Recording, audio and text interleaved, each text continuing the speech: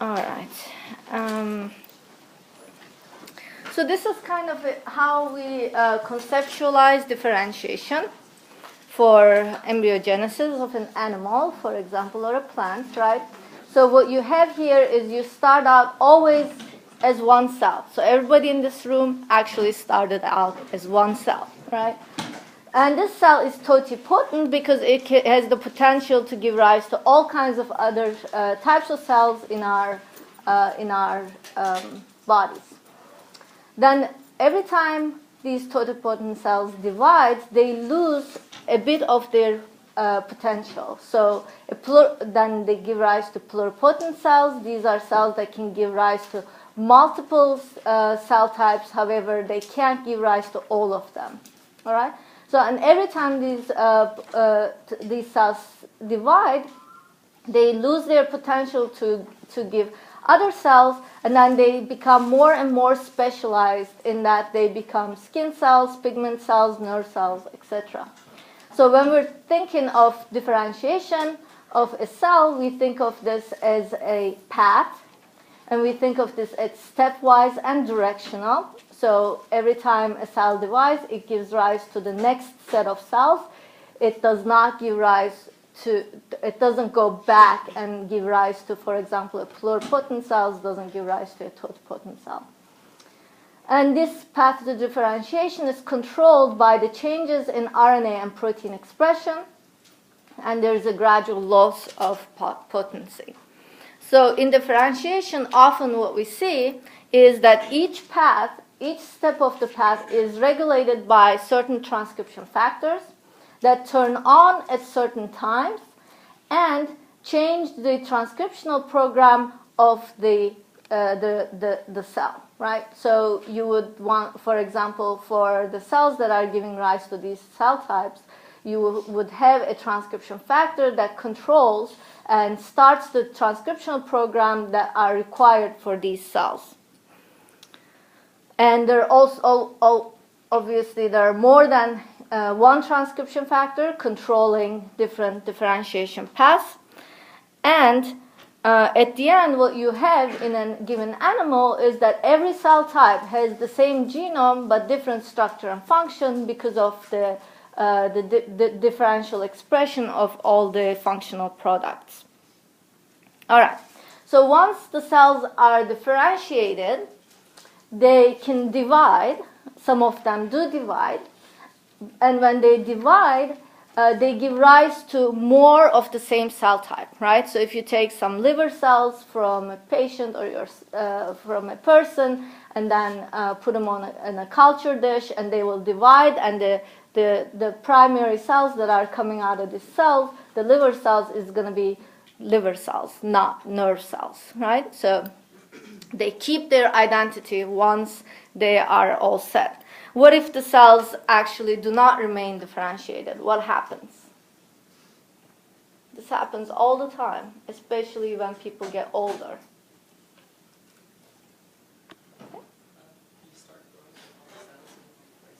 You will have wrong cells in the wrong places. What do we call this? What is it? Tumors, right? Cancer, right? The cancer cells lose their identity, right? So a liver cell that is cancerous is going to divide and divide and divide. Often they are going to lose some part of their liver cell identity. Okay? All right, so how do we define epigenetics? We define epigenetics as heritable changes in the phenotype that does not involve changes in the underlying DNA sequence.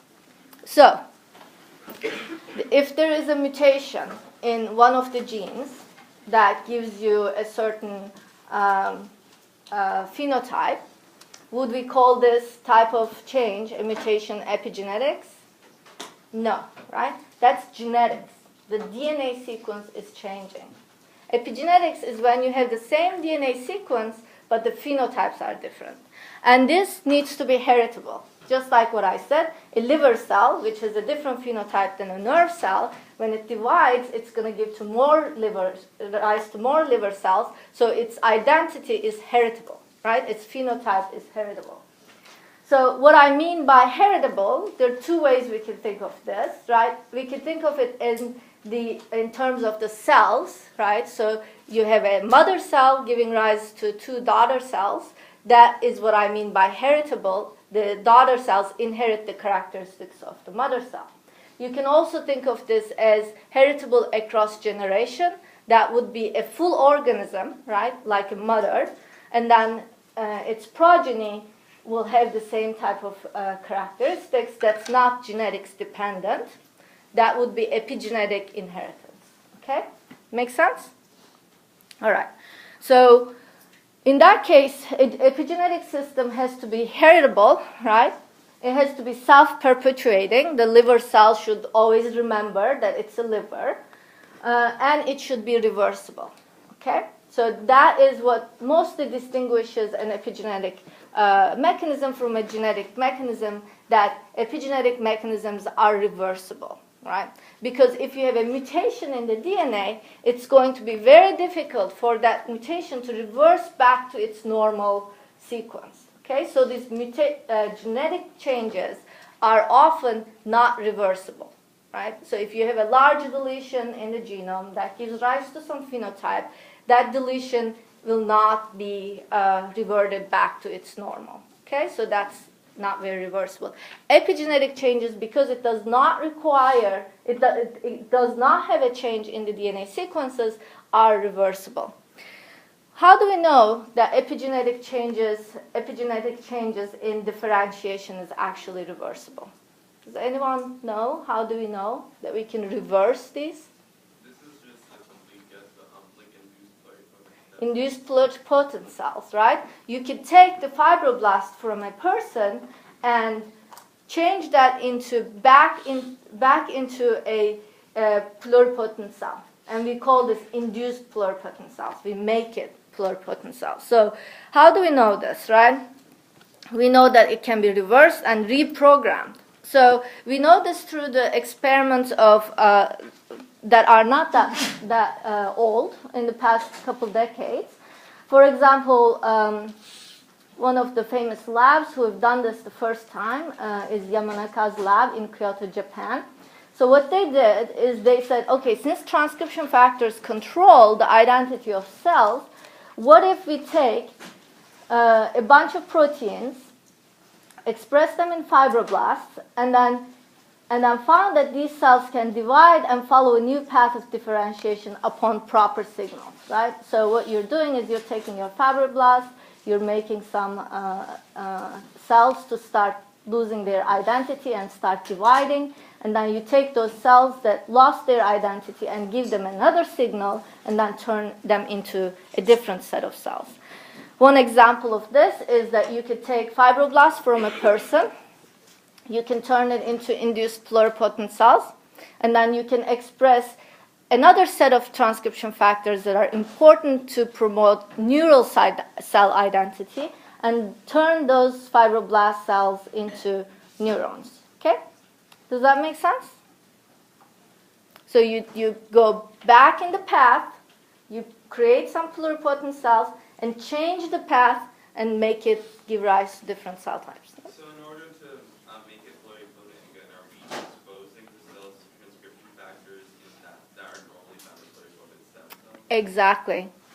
What you do is you choose a set of transcription factors that are going to make the cell lose its identity. And these transcription factors are factors that actually promote stem cell identity, and such as OCT4, NANOG, and these are all transcription factors. Once you have your stem cells, what you do is then you use another set of transcription factors that are important for neurogenesis, right? And you know these transcription factors from model organism experiments that people have done for years and years. So you can make educated guesses onto which transcription factors to use for which path, right? So this is basically, you can use fibroblasts and generate different cell types. You can go one step further, and you can take those induced pluripotent cells and make it completely totipotent, right? And then generate a whole mouse from that totipotent cell. So you completely reverse the the differentiation pathway, right? And this is forced through expression of certain transcription factors. And I had asked this question, what type of proteins do you expect these 4 proteins to be? Obviously, we expect them to be transcription factors because transcription factors program a cell's identity. Okay? Any questions? All right, so, but normally, right, normally during differentiation, this is what we see. We see that certain transcription factors turn on in certain pathways, and often the other thing that we see is that once these transcription factors do their jobs of being turned on and changing the transcriptional program of a cell, they are no longer needed. Right? So, for example, a transcription factor that's important for liver development, FOXA, it turns on in very early in cells that are going to rise into liver cells. But then later, when the liver cell identity is established, FOXA is no longer required to maintain that liver cell identity. Okay? So these are they basically get stops expressed in differentiated cells, but the cells maintain their identity, suggesting that there is an epigenetic mechanism other than the transcription factors to maintain that identity. And we call these epigenetic mechanisms, and these mechanisms are mediated by epigenetic marks. Okay? So these can be certain, not all, histone modifications, and DNA methylation. So what do I mean by epigenetic mark? So early in differentiation, what you have is you have a transcription factor that's going to bind and control the expression of this gene, and let's say it turns on its expression. Okay? So this will lead to some change in the methylation status of this gene or its regulatory regions, or it can induce the presence of certain histone modifications, right? Such as heterochromatic mark, H3K9. All right. So in later differentiation, when the initial signal is gone, when I say signal, it means just a transcription factor. When the initial signal is gone, these modifications are going to maintain the transcriptional status of this gene. So this gene, even in the absence of the transcription factor, is going to stay on. Okay? And when the cell divides, it will still keep this transcriptional status same because epigenetic mechanism is going to be heritable, right? So the resulting daughter cells through the cell division are going to inherit the transcriptional status of this gene. So what are some examples? Okay, so one of the biggest, biggest component of epigenetic mechanism is the fact that after replication and cell division, it needs to be inherited, right? And how does that occur?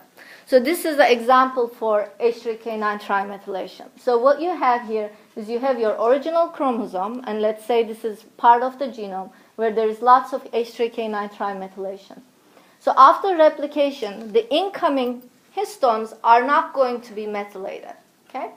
So when the incoming histones, when you have replicated your genome, you have 2 new sister chromatids, you use some of the old histones, so you're going to have some H3K9 methylation in this region that's going to be inherited, but the new histones are not going to be modified, right? They're coming all naive. So what you want to do is you want to restore the full methylation here in the 2 sister chromosomes. Okay? So what happens is that the existing H3K9 methylation is through HB1 recruits the H3K9 histone methyltransferase, and when the histone methyltransferase comes over here, it's going to methylate the nearby nucleosome, nearby histones in the nearby nucleosomes, and what you're going to do is you're going to restore the full methylation. Does that make sense? All right. So what other process you learn that depend on the ability of H3K9 methyl 3 to bring more HMT? Spreading, right? So it's the same idea that you're going to, but in this case, after replication, you're restoring the H3K9 methylation. What happens if you don't restore? what would happen to the, for example, if this was a gene that's silenced by heterochromatin, would it be silenced here? Maybe not. Maybe it's going to be not so good, right? Because you have half the amount of H3K9. What about when this cell inheriting this sister chromatid divides again? What will happen to the level of trimethylation in that second generation of cells? It's going to go even more down, right? And after a few divisions, you're going to completely lose that H3K9 trimethylation, and you're going to lose your repression. So this self-perpetuating of the H3K9 is important for the inheritance of that repression of that gene, right? Okay. So do we see this during development? Yes, we do see this. That was an example for H3K9 methylation. And now I'm going to talk about two other examples, which is H3K27 methylation and H3K4 methylation. And these are mediated by two protein complexes called polycomb and trithorax. And they control the development in, they were first described in flies, but they control the development in humans as well. All right, so what happens in flies? So this is flies.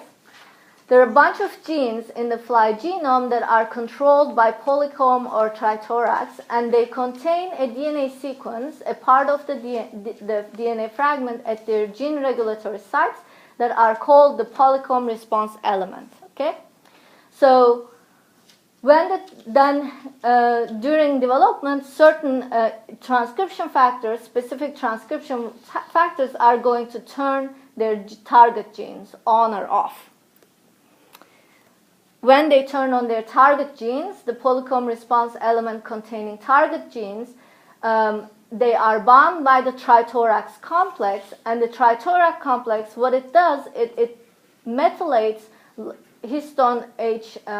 This is actually H3, so that's a typo. H3K4 in trimethylate H3 lysine 4. Okay, and that lysine 4 trimethylation leads to then more acetylation, and that acetylation is going to help turn on gene expression, right? So then these target genes are going to turn on. If the transcription factor is a repressor and it recruits the polycomb complex instead of trithorax, what the polycomb complex does is that it turns off these target genes by trimethylating H3 lysine 27. Okay, so once these genes are locked in chose a different path, so it's expression versus repression, they're going to be locked in that state. So the H3K4 trimethylated genes that have recruited trithorax are going to be maintained to be on, transcriptionally active, by the act of this trithorax complex. And the genes that were turned off by the polycomb complex, even in the absence of the initial transcription factor that recruited the polycomb, they're going to stay on these genes and repress the transcription of these genes in later development. All right, so how the polycomb polycomb-mediated repression actually occur? It's through heterochromatin. So heterochromatin can be mediated by H3K27 methylation. So these repressor proteins, so they are shown here with their DNA binding domain binding to the polycomb polycomb response elements. They have a repressor site, and these repressor domain are going to interact with the polycomb protein complex 2, which we call PRC2. And this PRC2 has a subunit called EZ, and this is the catalytic subunit that's going to trimethylate H3K27. All right. So you're going to have trimethylation of K27 around the regions where these repressor proteins are bound. After these H3K27 are methylated, there's another polycomb complex called PRC1. It's a different protein complex with different subunits. What they will do is they're going to bind to these H3K27 methyl sites, And once they bind it, they're going to compact that chromatin structure in that gene, and that's going to repress gene expression because that heterochromatin structure is going to be inaccessible to transcription activators. So transcription activators, RNA polymerase, cannot come in and start transcribing. So how do we know that it acts like that? You can do a very simple experiment, an in vitro experiment. What you can do is you can take some of your beads on a string type of chromatin, and here we have a chromatin fragment that contains 4 nucleosomes. And you can see this like beads on a string, right? And then you can methylate this chromatin template and add your PRC1 complex, and what you're going to see is that the nucleosomes are coming together and clumping together, right? And that's kind of showing you that the PRC1, the effect of PRC1 binding to these methylated beads on a string is to compact that. Any questions?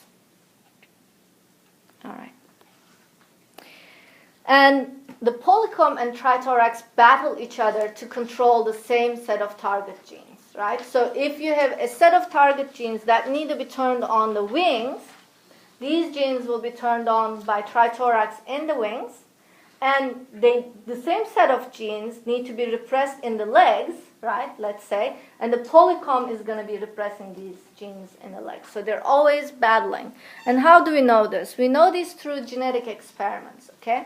So here is a fly embryo. So what the experimenter is doing here is they are looking at the expression of a transcription factor that is important for development of a certain limb called ABDB. And what they're looking at is the expression of this gene, and they're looking at the expression of this gene by immunofluorescence. We also call it immunostaining of the Drosophila embryos using an anti-ABDB antibody. Okay, so whenever you see these dark colors, you know that ABD is expressed there. So this transcription factor normally in wild-type embryos is only expressed in the posterior of the embryos. And the reason for that is that polycomb is repressing its expression in the anterior. Okay? So if you then mutate the polycomb complex by isolating a null mutant of the polycomb complex, one of the polycomb complex subunit, then what you see is that this gene is now turned on also in the anterior, right?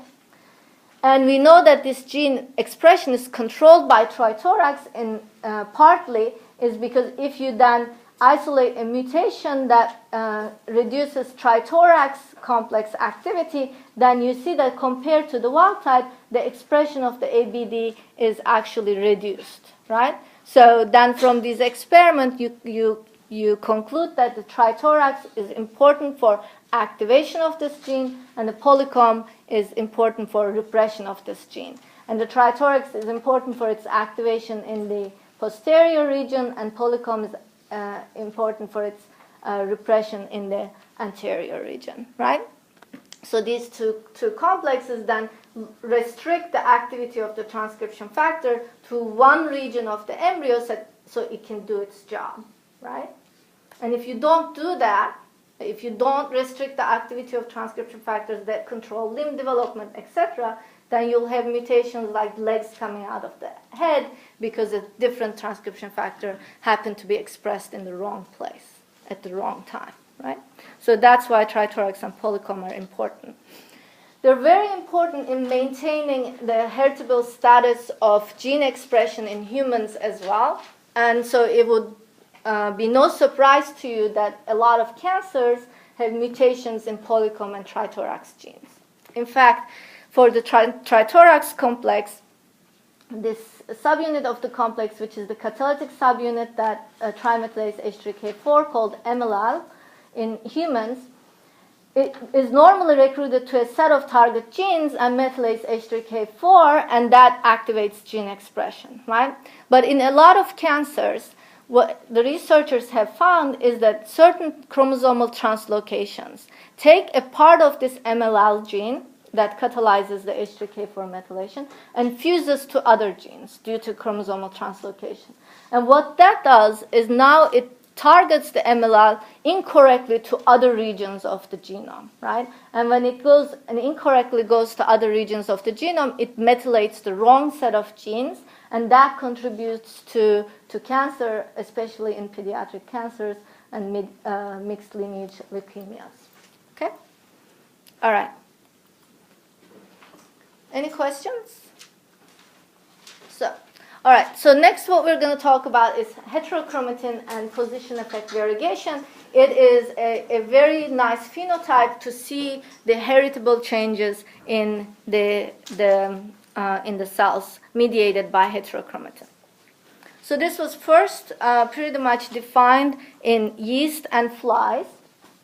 So we're going to go through one yeast example. So in yeast, there's a gene called AD2, and when it's normally expressed, these cells give rise to white colonies. Okay, so the AD2 gene's normal location is in the middle of the chromosome somewhere that's away from the telomeres, and it's normally expressed. So that's active. If you have a mutation of this AD2 gene, in that you have a mutant gene or you silence the gene's expression, so you no longer have AD2 expression, then you give rise to red colonies. Okay? People have isolated a mutation in which the AD2 gene is moved from the middle of the chromosome to near the telomeres. Okay? So when they looked at the phenotype of these cells that contain this AD2 translocation, what they found is that they found colonies with white sectors. And that's kind of a curious result, right? Why do you get these sectors? You get these sectors because what happens is that this gene, if it's on, it's going to give you, if it's off, it's going to give you red colonies, right? So when the yeast cell, the colonies are started by one yeast cell, and it's going to divide. And let's say that the yeast cell has no expression of the AD2, and all of these cells are going to be red, correct? Let's say one of these cells switch the expression status of AD2 and start expressing it, and that cell is going to be white, right? And every time that cell divides, if that expression status of AD2 is inherited, what kind of cells is it going to give rise to, red or white? The white cell is dividing, white, right? So it's going to give rise to more white cells. And if these white cells maintain their inherited status of AD2, it's going to give rise to more white cells. And the other cells are going to be red. They're dividing and dividing. And they're giving rise to more red cells. And let's say there's another cell here that starts transcribing AD2 again, expressing AD2. Then these cells are going to be more white and white. The other cells are going to be red and red. And then what you're going to have is you're going to have colonies with these white sectors, right? What if this AD2 expression was not inherited and it was random? Let's say, okay, so let's go through this question first. Why do you think the AD2 is silenced when it's next to the telomere? Yes? Is it chromatin near the telomere is tightly compacted? The telomere heterochromatin has the capacity to spread, right? So if you have a gene that's very close to the telomere, and it happens so that telomere spreads far enough, the heterochromatin spreads far enough into that gene, it's going to repress it, right? That's right. What proteins might be involved in the silencing? I hear SIR complex, right? Because they are mediating the telomere heterochromatin formation. All right. So the sectors are, you can see the sectors in these colonies because the transcription status of the AD2 is propagated several generations, so that every time a white cell divides, it's going to give rise to a white cell, and every time a red cell divides, it's going to give rise to a red cell. But this epigenetic silencing is not perfect, and it's reversible. So sometimes after many generations of being red and red and red, one cell among all the red cells might start turning on AD2 again, and its progeny is going to be white and white and white, right? So what if this transcription status was not stably inherited? What would be the colony, what would be the pattern of the color in the colony? Would you see sectors? No. What would you expect? Sort of polka dotted region, in which some of them are white, but most of them are red. Some of them will be white, some of them will be red, and because we can't, the cells are not that big, and you're not going to be able to see them as polka dots. Each cell is going to have a white or a red, or a white or a red, so you're going to have shades of pink, right? So if it was random, you would not see these sectors. So the same idea for a position effect variegation in flies gives rise to patchy eyes, okay? So in flies, what you have is you have a gene called white, and when it's expressed, it gives rise to red eyes, okay? So these are wild-type animals with red eyes. But there are mutant flies in which that you have a chromosome inversion that puts the normal white gene close to a heterochromatin, okay? And if this heterochromatin spreads into the white gene and represses its expression, this gives rise to white colored eye cells. And if it's expressed, it's going to give you red, okay? So because this is heritable, it's a heritable epigenetic change, you're going to have these patches of white cells that have silenced the white gene, and you're going to have these patches of red cells that have that are expressing the white gene. All right, does that make sense? Okay, so position effect variegation is the phenotype that you would get from epigenetic changes. All right, so those are the heterochromatin-mediated epigenetic mechanisms are through epigenetic marks, which are histone marks, right? But we also said that epigenetic marks can be DNA methylation. So DNA methylation is involved in gene expression. It turns on genes on and off in a heritable manner.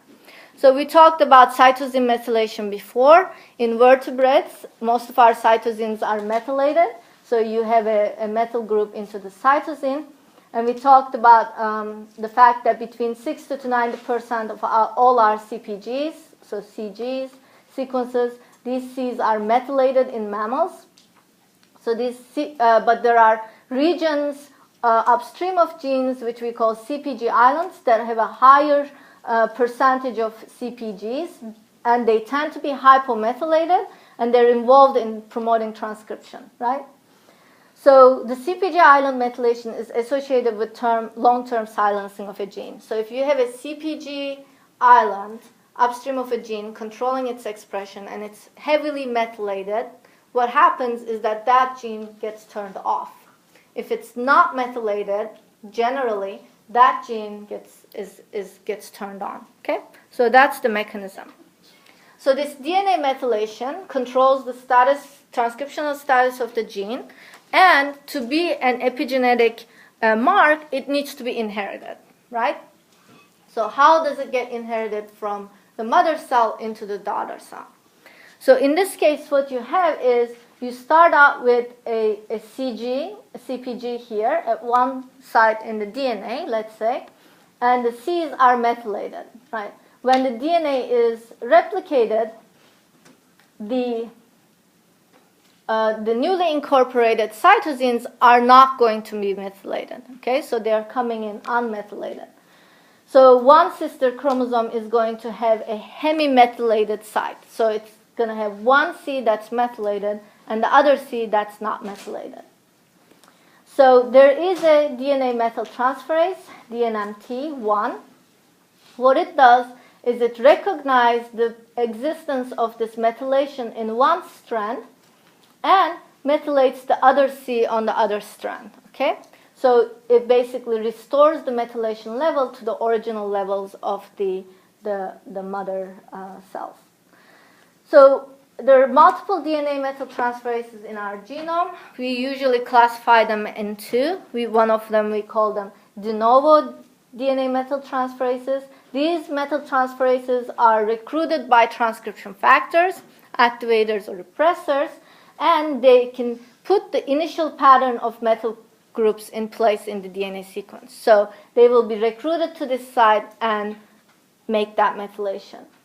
The other type of DNMTs, we call it maintenance DNMTs. What they will do is they're going to recognize these sites where you have methylation on one strand and not the other. So they are going to copy the methylation from the existing strand and methylate the new strand. Okay?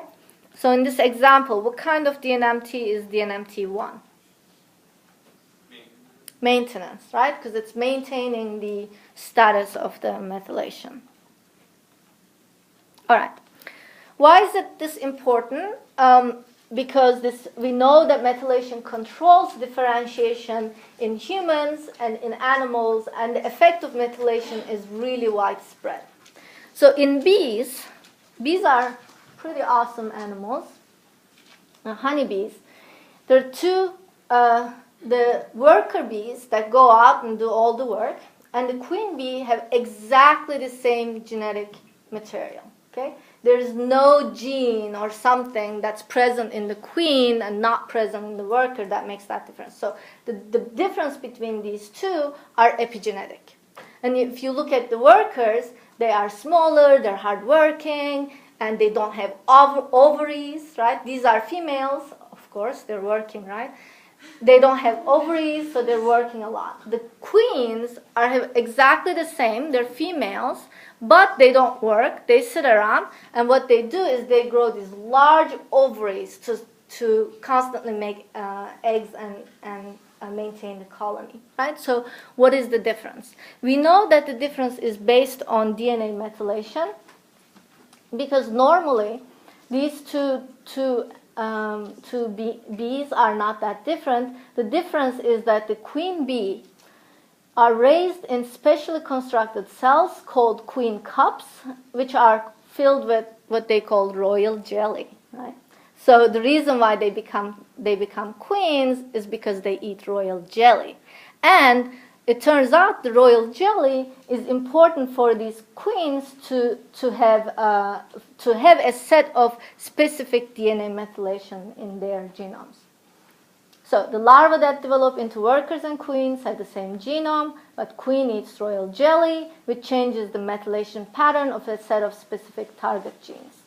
So if you take these bees and you knock down the expression of this DNA methylase called DNMT3, then it turns out that without eating the royal jelly, the bees grow up to be queen-like, right? So they started growing ovaries, and they become lazy and stuff like that, right? So that by messing up with their DNA methylation pattern, by mutating DNMT3, you could change the developmental trajectory of these animals, right? So these are epigenetic mechanisms that are controlling the development of the bees. We see this in humans and mammals. Our methylation levels are actually important for controlling a lot of developmental genes. And this is an example from in mice. So in this mice, these are clonal, so they have the same genetic sequence, so they have the same genetic makeup. Their mothers, while they were pregnant, both of their mothers were fed bisphenol A, but different diets. So the mother of this mouse received a normal mouse diet, and they found that this normal mouse diet results in low DNA methylation across the genome.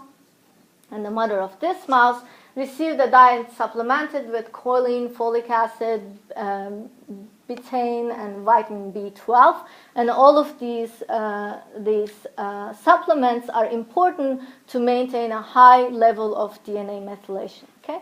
And the resulting animals, whose genetic makeups are exactly the same, look very different from each other, right? So this animal is very large and it has a yellow coat color, and this animal is tiny and it has a brown coat color. We know that the coat color is regulated by a gene called agouti. When agouti gene is methylated, the coat color is brown. So it's basically a readout of the DNA methylation levels in this animal. So from this, we can conclude that expression of other genes that are involved in weight regulation must then be altered by methylation as well, right? So the diet of the mother is going to decide the methylation level of the progeny, right? So this is not a genetic regulation, it's an epigenetic regulation. It's the environment's input into the development of the progeny. Make sense? All right. So we said that the methylation patterns of certain genes are important for understanding the expression of those genes. Then we should have a method to determine the methylation level across the genome, right? We said that, okay, if you feed this mouse folic acid, etc., it methylates some genes, and those control weight, the weight of the mouse. Then it would make sense to understand obesity and why we're getting fatter and fatter. To understand this, we should understand what genes are contributing to this process. And if we could know which gene's methylation level has changed, is different between these two mouse, then that could give us a clue to start finding out if these genes are involved, right? So that means we need a technique to map the methylation levels in these two mouse or in any other type of experiments as well. So here's one experiment where you can map the DNA methylation. There are different techniques. This is only one of them. What you can do is you can isolate DNA from cells, and some of these DNA sites are going to be methylated and some of them are not going to be methylated. You're going to sonicate to create smaller fragments, and this is you isolate all of them, and this is going to be your input DNA. It's all the DNA you isolated from the cells.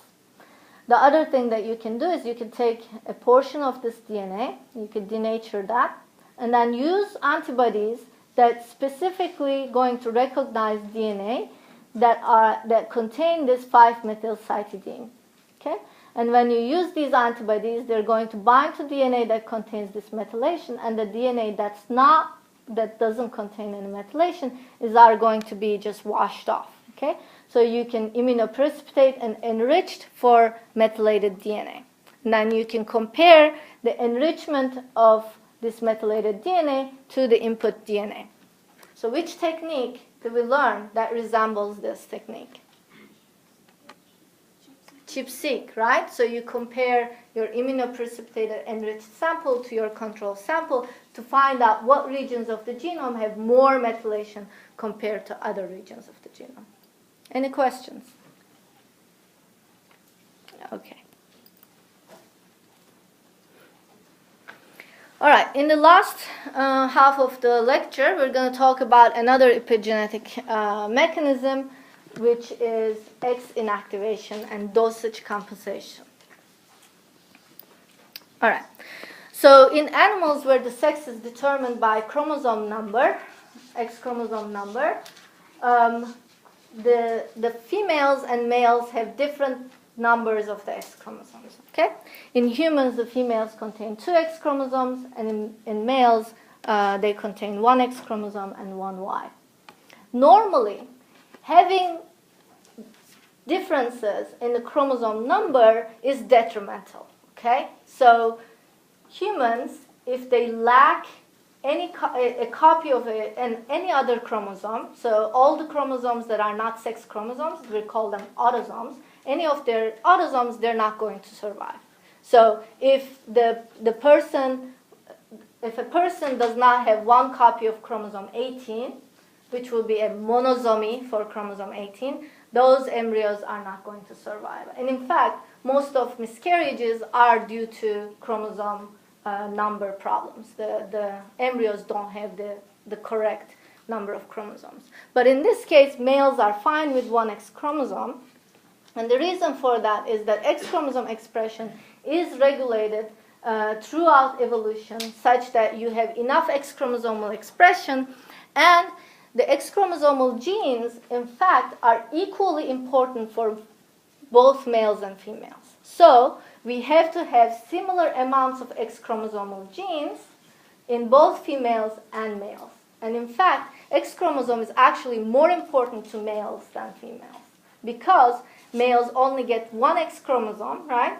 And they get it all from their mothers, and all of those genes have their mother's alleles, right? So you don't get two. We get two. We get one from our father and one from our mother, right? So X is actually more important for males than females. But what the females have done is, what has evolved in females is that to equalize the overall X chromosomal expression between males and females, they have inactivated one of the X chromosomes. So inactivation means they silence the gene expression across the whole X chromosome, so you have the same amount of X chromosomal gene expression in females and males. So that's the goal of dosage compensation, equalizing X chromosomal expression between the two sexes. So the problem is the same in other animals which have X chromosomes, but the solutions that they come up with are wildly different, which is awesome, right? Evolution, you have a problem, you have multiple ways of solving it. If you solve it, you're done. Like, you don't have to go through the same path. You can choose different paths, right? And how do we know this? Because if you look at flies, which have, again, females have two X chromosomes and males have one X chromosome, the way that they solve that problem is they increase the expression of the single X chromosome in males by twofold. Now you have, again, same level of X chromosomal expression. And in worms, in C. elegans, they do it in yet another way. What they do is, in females, they reduce the expression of both X chromosomes by a factor of 2. Again, you equalized it, but you have the same problem. You've got to equalize your X chromosomal expression, 3 different solutions, right? And each of these solutions are some kind of, they contain an epigenetic mechanism to control X chromosome expression. You probably heard of calico cats before, so I'm going to keep this a little bit short. But the calico cats is one phenotype that you can get from X inactivation. So in this cat, there are 2 alleles, 2 different alleles on the 2 X chromosomes. You have an allele that's leading to a black color or a brown color. So if these cells are inactivating the X chromosome that contains the allele leading to black color, these cells are going to be brown, and other cells which have the allele leading to black color, those are going to be black, and this is going to be all patchy. You might be wondering, why do we also have white color in this animal, right? And that's due to not X inactivation, that's due to another gene that is expressed in a variable fashion. It's a gene that's autosomal, it's an autosome. And in fact, it affects the migration of melanocytes. So the slower of the migration of these melanocytes, you're going to get wider the fur. So if there is,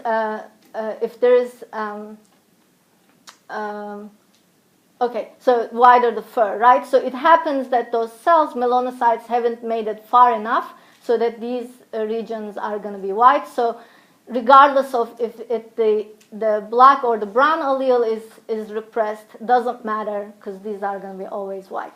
Sometimes this complex regulation of both inactivation and this melanocyte migration is more complex, and then in that case you can have more intimate mixture of brown and black, and that will give rise to tortoise cats, right, where you have it's more common in dogs. You're going to have all like black and brown really like all over the place. All right, so here's a question. Can you predict the code pattern of this cat's identical twin? Exact same genetic makeup. I can clone this cat. This is my cat. There are companies that will clone this cat. Right? I'll send cells from this cat. They're going to clone it. Can I predict the code pattern of that cat? Is it going to be same as this? No, right? Because this is an epigenetic mechanism. You have exactly the same genotype, but you're going to have a different phenotype. All right. So this occurs in humans as well. This is in females. Females, we're mosaic. What that means is some of our cells are expressing genes from the X chromosome that we got from our father, and some of our cells are expressing genes from the X chromosome we got from our mothers. Yeah?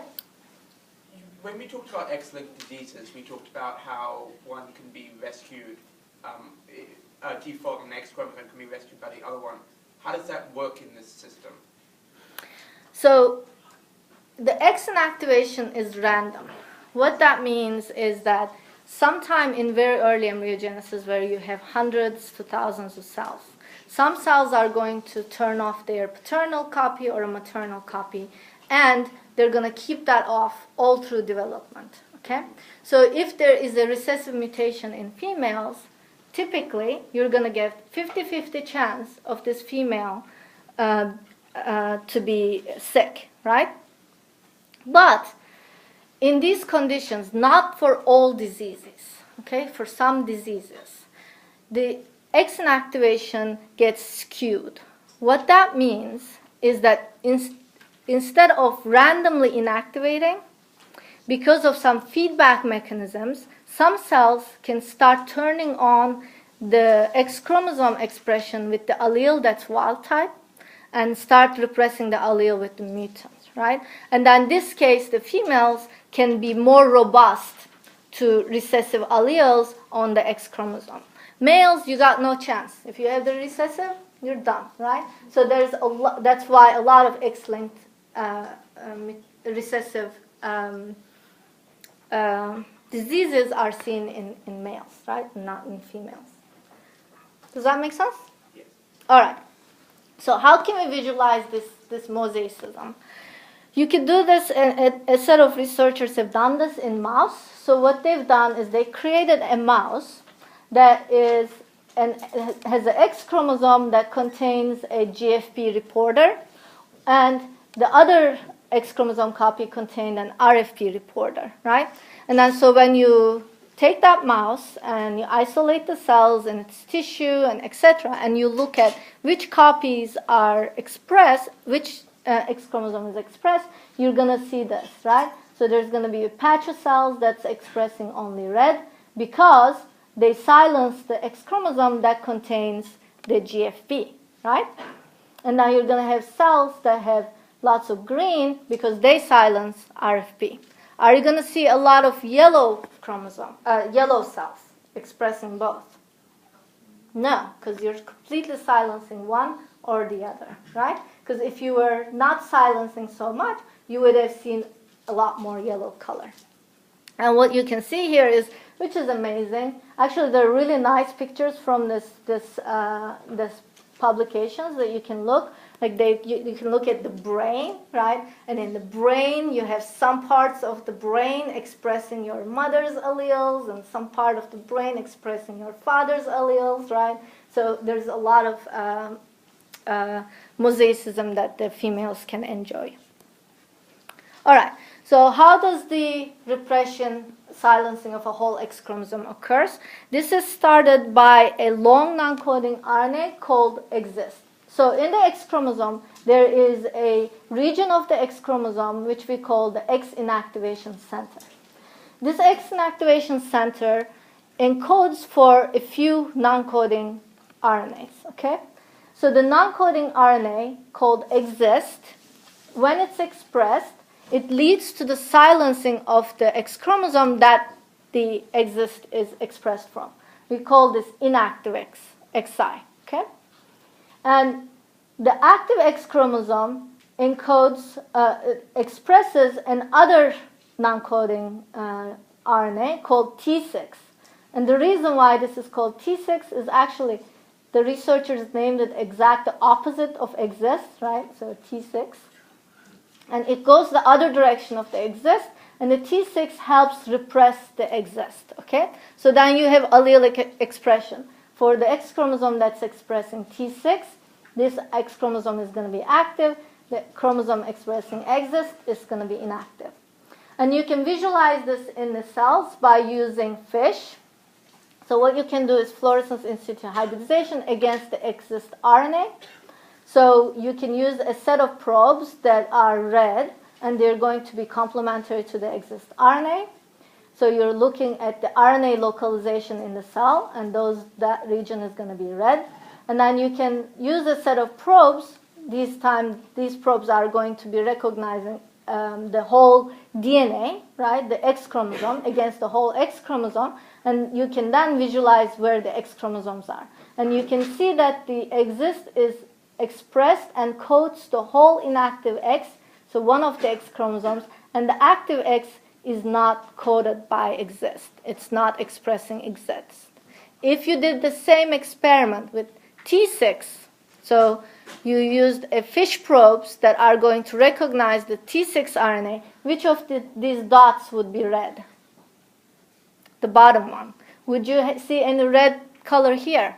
No, right? Because it's allelic expression. It's expressed in one X chromosome and not the other. All right. So what is striking is this, amazing to me, this non-coding RNA coats the entire X chromosome, right? Look at this picture, guys. Like, this is not a single dot. It's like it's covering the whole thing, right? So, but it's expressed from one location. Like, how is it covering the whole thing? And it is covering the whole thing because it can spread in cis. That means it will only spread to the regions of the whole chromosome that is physically linked, right?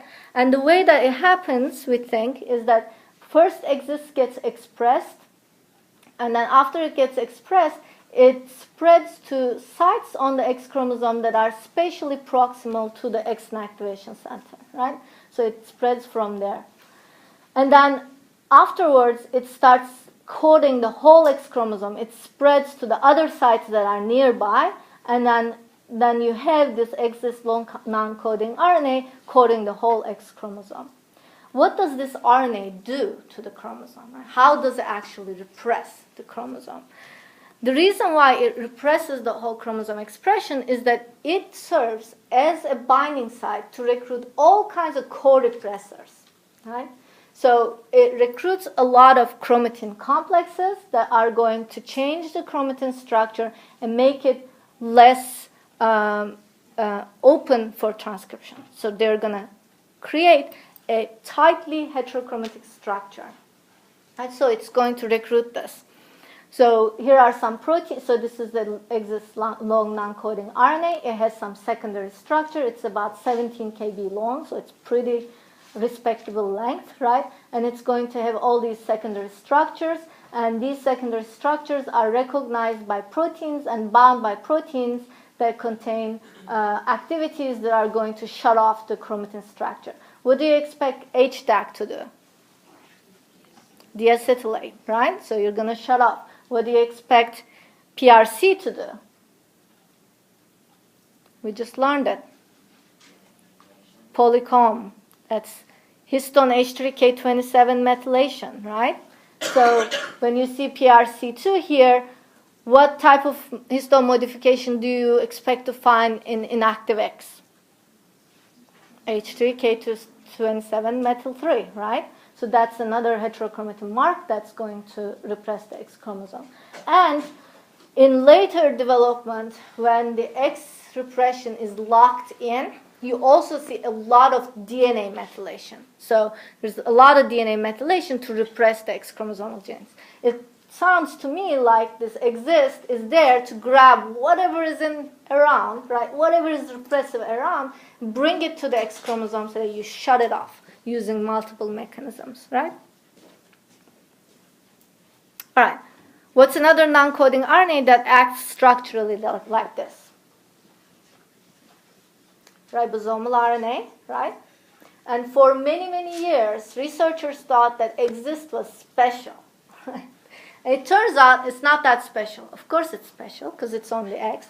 But there are other long non-coding RNAs that are respectably long, just like exist, kbs, multiple kbs long, and they act as structural they form these structures that recruit repressive complexes. And these long non-coding RNAs also have this really nice names like hot air and all kinds of other names. So if you find a non-coding RNA that's functional, then you look for a catchy little name, right? So,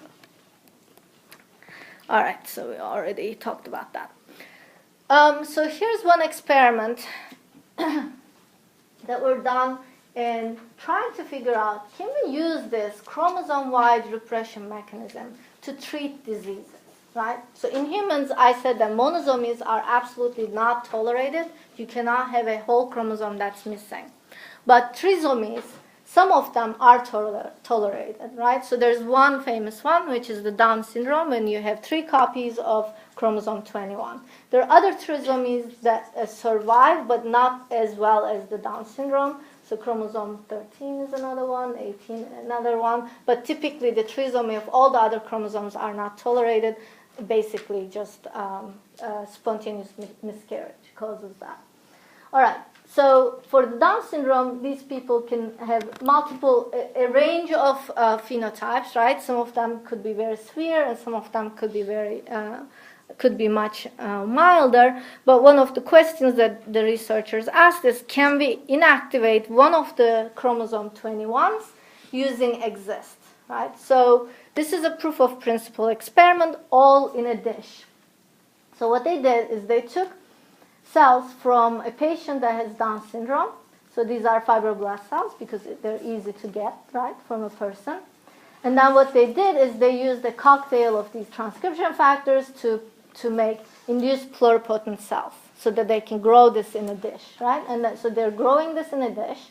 And then what they did is they used a genome editing technique that we're going to talk about in the next lecture to insert the DNA that encodes for the EXIST RNA, and they clone the EXIST RNA under a promoter, under control of a promoter that's inducible. So you can turn on the promoter by adding doxycycline, okay? So you can turn on the EXIST expression by adding doxycycline. So the expectation was that if this EXIST can actually get expressed and spread to chromosome 21, then you should create an inactivated X, which we call also a bar body, right? Inactivated X-like structure, but this time it would be chromosome 21, right? So does it actually work? It worked. It looks pretty good. So what they're looking at here is they have 3 chromosome 21 genes. The chromosome 21 here, but then when they looked for EXIST expression, they see it is occurring only one of the chromosomes, and they checked, okay, now is this EXIST expression encoding, right? It's coding the whole thing here. Here's the signal by itself. It's coding the whole thing. Does it actually also colocalize with some of these histone modifications that we know are involved in X silencing in females, right? And one of these modifications is ubiquitination of H2A. And that also colocalizes here, showing that you actually do have the repressive marks, and then you can create a bar body. And then with the data not shown here, that I showed that creation of that silenced chromosome 21, you can actually reduce the expression of the genes to normal karyotype level, right? So you can essentially correct for the presence of this extra chromosome 21. Any questions? Then what happens to the bar body? Does it just sit there? Or does it keep getting? Can it be reversed? Isn't that a worry we have to have if we actually were to put this into a human? Can it get reversed? So it doesn't get reversed because there are epigenetic mechanisms to keep it shut off, right? And EXIST makes use of multiple epigenetic mechanisms. It really wants to make sure that this thing cannot be reversed. You can force reversing. And the way that you do is you express a set of transcription factors, and you repress a set of other enzymes that are required for maintaining this, right? So what are some enzymes that you might want to repress, you might want to get rid of to reverse it? Saga complex. If you get rid of Saga complex, you can't activate. You want to get rid of something that's going to relieve repression. Oh, the T6. You can force express T6, but I don't think that works. You have to do some other things. On its own, it's not going to work. What else do you need to get rid of to relieve silencing? Speak up. Sir, was Sir in that list of proteins that are binding to the exist? Polycomb, right? I said that it exist is bringing the polycomb complex to repress the X. If you want to now not repress it anymore, if you get rid of polycomb, you can try, right? So, and people actually done that. So they knock down polycomb and the DNA methylases and other things, and you do start reversing the X inactivation. But in normal cells, that inactivation is going to be always propagated and will be kept, right? Any questions? So has this been moved into people?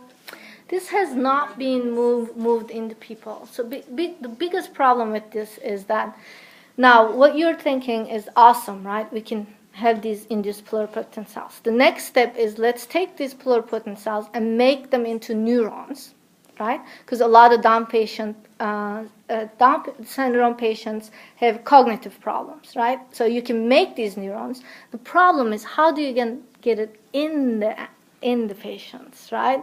So because this is a very, very challenging problem to do. So, but it's an engineering problem, right? So how do you get this in? So at this point, there will be more other type of scientists that can get into the same question and try to address and figure out if they can do this. Other questions? When we all start from one single cell, so how come it doesn't just have the same X chromosome inactivated? How does the mosaic occur? Yeah, that's a really good question. There's a lot of research that goes into that. Is the timing of the X inactivation is actually really important. And it's coupled to differentiation. So stem cells, embryonic stem cells, have both X chromosomes active.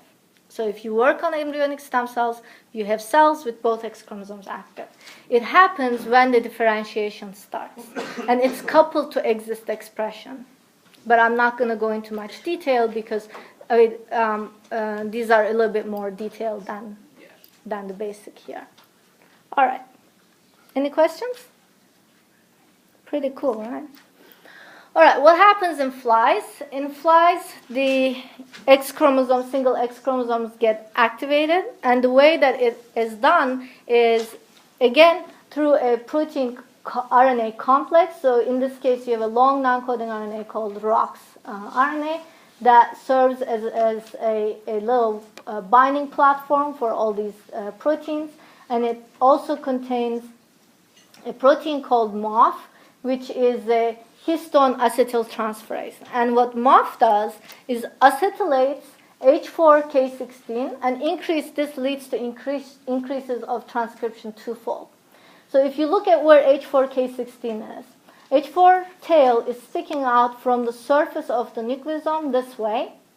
And when it's acetylated, what happens is that when the compact chromatin where nucleosomes are like packed like this, that acetylation kind of breaks it up and opens up the chromatin a little bit, right? And so that results in increased level of transcription. So based on this structural effect, how do you think acetylation is helping transcription? Loosened it up a little bit. What might it be doing?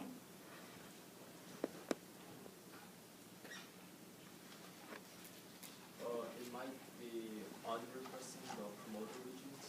It could be affecting the promoter region, making it a little bit more accessible, right?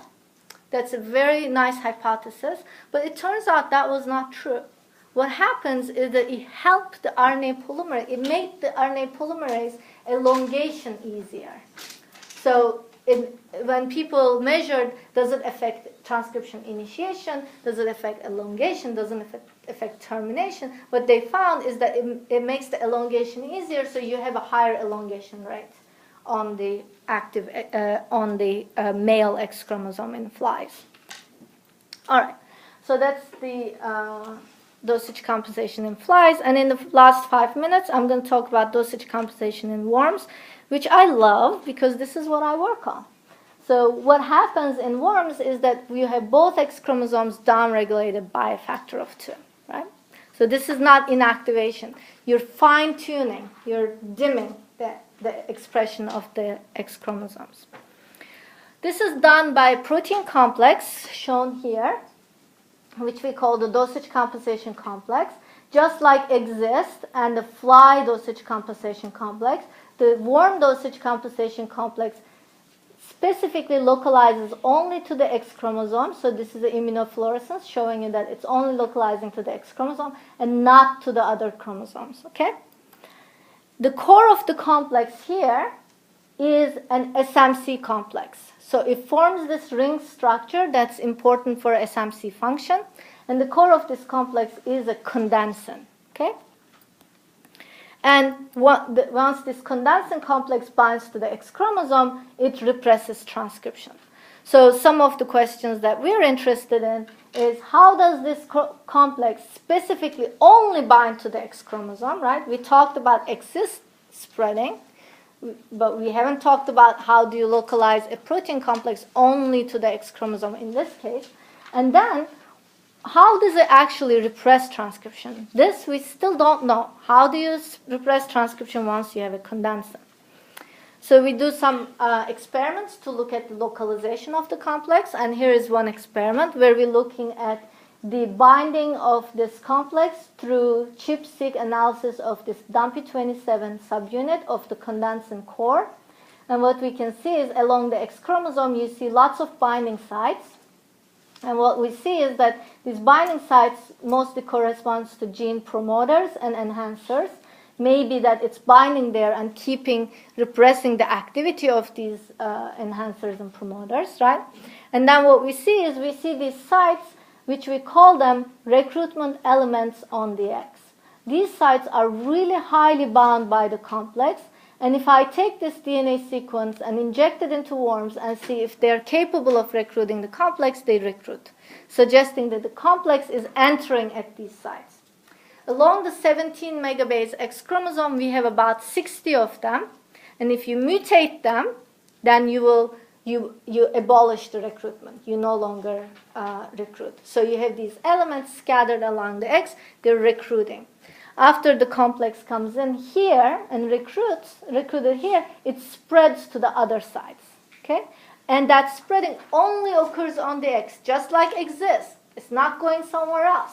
It's sticking to the same chromatin fiber, right? The same chromosome. So it's spreading in cis. So I'm not going to show you more data, but I'm going to show you a model. So what we have is that we have these recruitment elements that have motifs. DNA sequence motif that's important. They're usually nucleosomal, and then we have this protein that binds to it and then starts recruiting the complex. Okay, what kind of protein is STC2? What kind of transcription factor? It's helping removing nucleosomes. We talked about a historical thing. Pioneer factor, right? It's clearing out so the other proteins can come in. So now you have other proteins come in and they cooperatively get recruited. And then after this cooperative recruitment, it spreads onto the entire X chromosome, right? And we actually don't know what the mechanism of spreading is. So this is a really active area of research in my lab as well.